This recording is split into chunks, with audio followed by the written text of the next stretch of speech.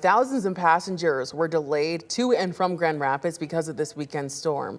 13 on your side's Micah Cho stopped by the Gerald R. Ford Airport this afternoon to see what flights were impacted. There's been a lot of orange on the arrivals and departures board at the Gerald R. Ford Airport since the snow began. You can take a look at some of those here. Chicago, we were told, was a big airport that we're seeing a lot of delays out of, both coming into Chicago and out of. Also, we talked to some passengers who said they had problems getting out of Austin, Texas today, coming back into Grand Rapids.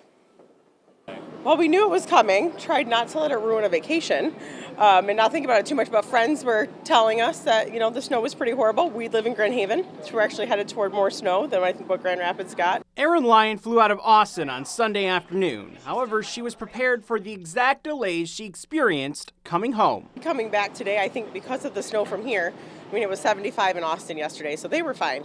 And again, but yeah, we were delayed about a couple hours, I think, getting back. We were supposed to be here at 2:40. It was 4:30 p.m. when we talked with Lyon.